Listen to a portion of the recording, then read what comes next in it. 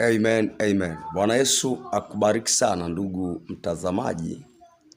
Mungu akuinue sana. Bwana Yesu akutendee mambo makubwa kabisa ajili ya kazi kubwa ambayo alifanya pale Kalvari ya kuimwaga damu yake akaimimina hata nchi kwa ajili ya wote wakaao katika nchi na waishio katika nchi, kiwemo na wewe mtazamaji wangu.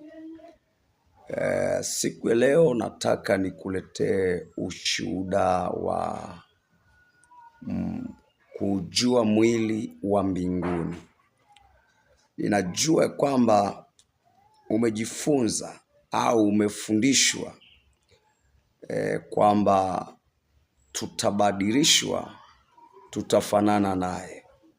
Na kuna wakati fulani Paulo anaeleza au anajaribu kueleza mambo ambayo alifunuliwa au kuyaona katika roho, namna ambavyo watu watavaa mwili mpya na kubadilishwa na kuwa na mwili wa Kristo au mwili wa Mungu au umbo la kiungu, kwa sababu mwili huu wa dunia hauwezi ukaingia mbinguni.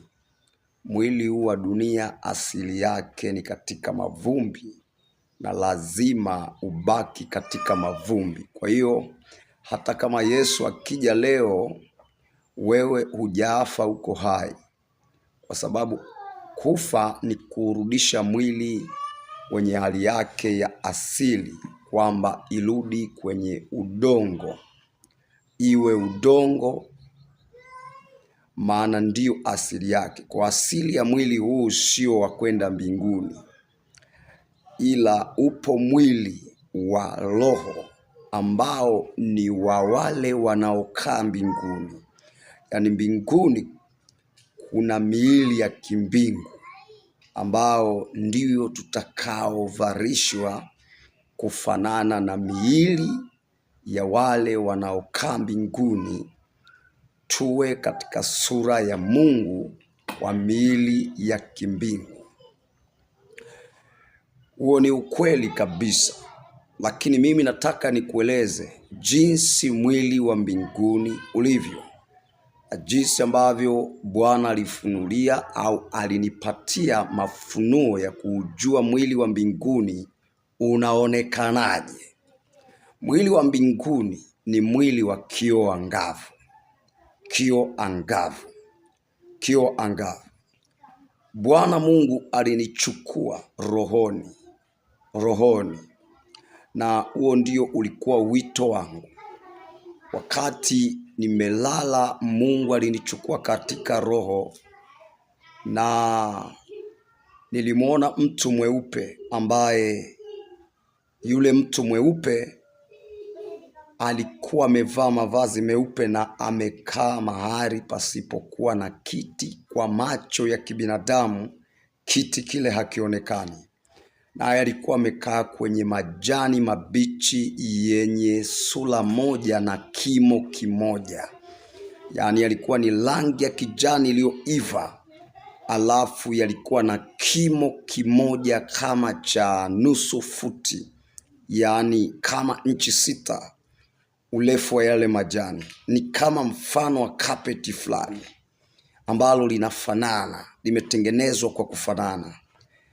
Nilishangaa kuona yule mtu amekaa, lakini kiti hakionekani, lakini amekaa. Nilipomtazama alikuwa na sura ya peke yake, ambayo ilikuwa ni sura ambayo huwezi ukasema ni mwanamke wala huwezi kusema ni mwanaume.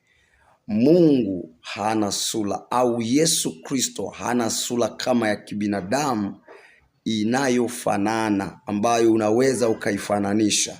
Sura yake haifananishwi. Kwa hiyo huwezi kusema ni mwanamke, huwezi kusema ni mwanaume, wala huwezi kusema ni mzee, wala huwezi kusema ni kijana. Ni sura ya kipekee yenye muonekano wa kipekee. Lakini niliwezaje kumjua? wale walio na Roho Mtakatifu ndio wanaweza kumjua Yesu, na ndio wanaweza kumjua Yesu ni nani. Kama huna Roho Mtakatifu huwezi kujua kama Yesu ndiye Mungu. Lakini ukiwa na Roho Mtakatifu, ile roho yake, ndio unaweza ukajua Yesu ni Mungu.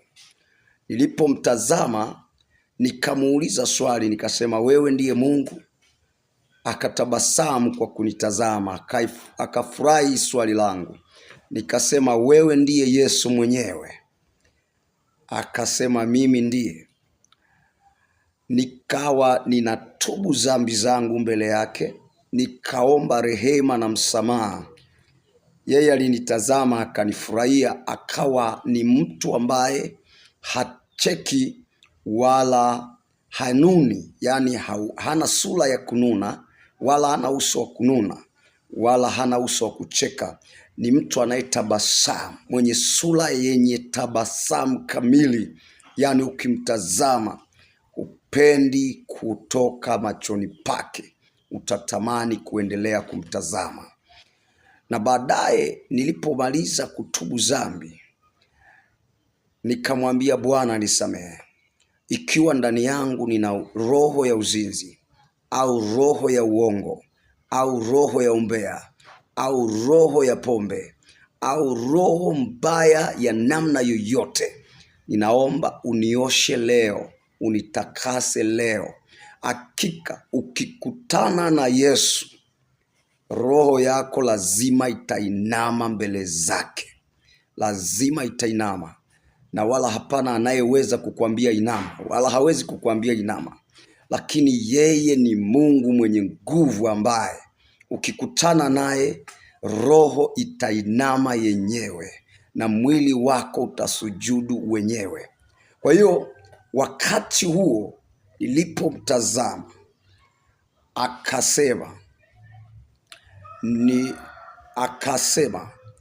akamuita mtu mmoja, akasema njoo.